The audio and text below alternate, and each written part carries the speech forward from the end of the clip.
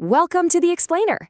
I am absolutely thrilled you're tuning in today because we are tackling a topic that literally affects millions of people who might not even realize it. We're diving deep into the concept of introversion, and I'm just going to lay it out right now. Society's definition of introversion is completely, wildly misunderstood.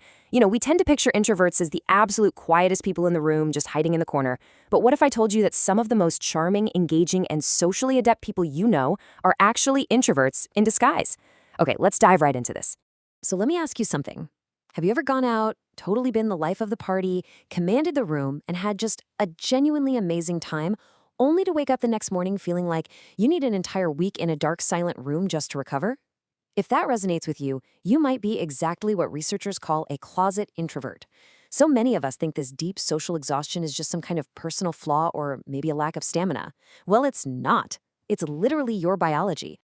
Here is our roadmap for today's explainer. We're going to cover, are you a closet introvert? The science of introversion. Myths about shyness and anxiety. Are you an introvert or highly sensitive?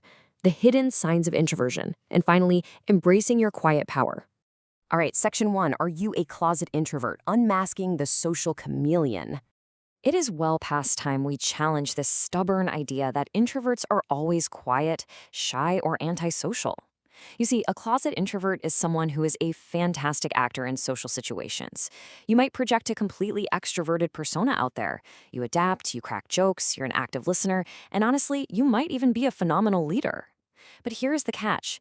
Doing all of this secretly just drains your internal battery.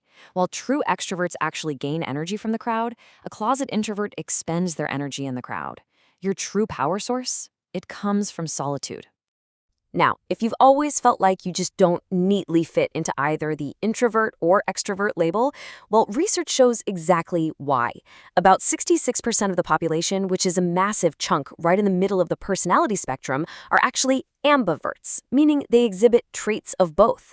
This is exactly why it's so incredibly difficult to accurately self-assess your own personality traits.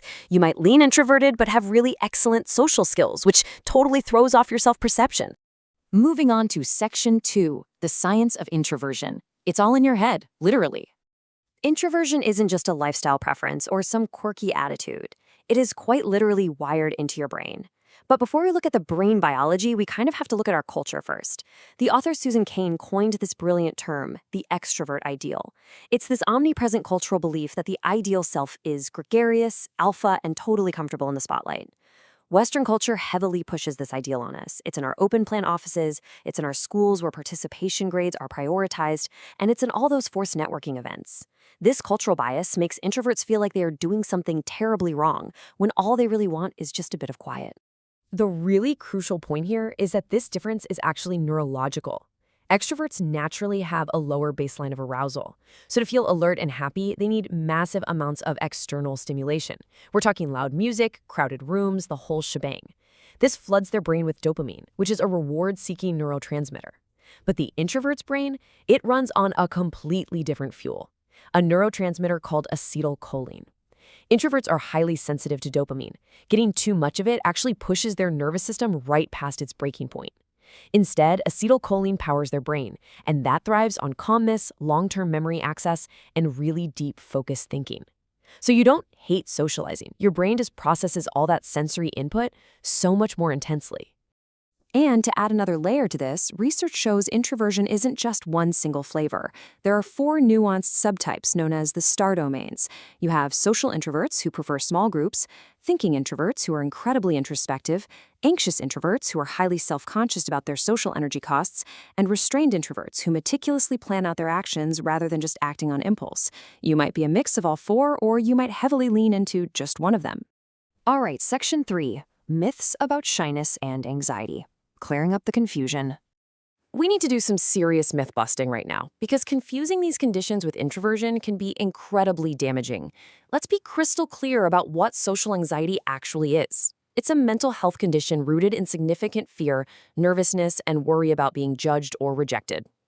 Introversion, on the other hand, is a personality trait based solely on how you restore your energy. An introvert might choose to stay home just because they want to relax in solitude. But a person with social anxiety might desperately want to go to that party, but they stay home out of fear. So what about shyness? Well, shyness and introversion can definitely overlap, but they're absolutely not the same thing. Shyness usually eases as you get comfortable. A shy person might be totally terrified for the first 30 minutes of a party, but once they warm up, they have a blast and don't want to leave. An introvert, however, has a permanent biological sensitivity. No matter how comfortable they are, even if they're with their very best friends, after a few hours, that battery will inevitably drain, and they will need to go home. Section 4. Introvert or highly sensitive. Processing the world differently. If you identify as an introvert, there is actually a really strong chance you might also be what's called a highly sensitive person, or an HSP, and understanding this comparison is a total game changer. Introversion is primarily a social orientation. You get fatigued by socializing and interacting with people. High sensitivity, though, is an environmental orientation. HSPs process all stimulation deeply, which means they get fatigued by excessive sensory stimuli. Bright overhead lights, the texture of a scratchy sweater, a loud, sudden noise, or even a chaotic schedule can drain an HSP just as quickly as a 3-hour networking event drains an introvert. And get ready for this, because this statistic is wild. 30%. 30% of highly sensitive people are actually extroverts. They absolutely love socializing, they draw energy from people, but they still get completely overwhelmed by sensory input. If they're in a crowded, booming nightclub, their extrovert side is loving the people, but their highly sensitive nervous system is practically begging them to leave. Let's head into Section 5, Hidden Signs of Introversion, the AHA checklist. Let's pull all this together and see how many of these hidden daily habits actually resonate with you.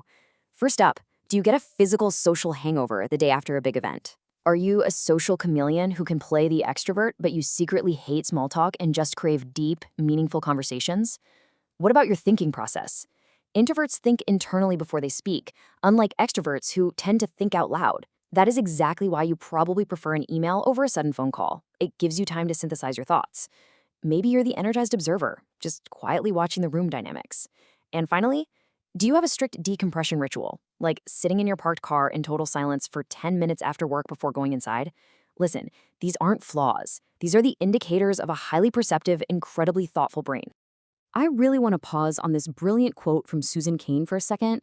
Solitude matters, and for some people, it's the air they breathe. If you identified with that checklist we just went through, please understand that your need to be alone is a biological necessity. It is literally the air you breathe. It's not some antisocial behavior you need to fix. And that brings us to Section 6, Embracing Your Quiet Power, How to Thrive in a Loud World. Once you finally realize how your brain is actually wired, you can stop fighting it and start structuring your life around it. Here are 4 actionable steps, derived straight from the research, to help you leverage your introversion as an absolute superpower. First, schedule your recovery time just like you'd schedule a crucial meeting. Protect it fiercely. Second, create restorative niches. If you work in an open office, take a walk alone at lunch to reset those acetylcholine levels.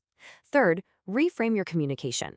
It is perfectly professional to say, hey, I'm absorbing this right now, let me process it and email you my thoughts. And fourth, just skip the massive networking mixers if they drain you. Focus on one-on-one connections instead. Build deep, trusting relationships over coffee. You absolutely do not have to work the room to be a successful and influential leader. So, as we wrap up today's explainer, I want to leave you with one final provocative thought to chew on. Are you ready to stop fixing your personality and start protecting your energy? You are not a broken extrovert. You are a biologically wired introvert, capable of incredibly deep thought, immense creativity, and profound loyalty. It is time to finally embrace that quiet strength. Thank you so much for joining us today. I highly encourage you to start observing your own energy levels this week and setting those boundaries. See you next time.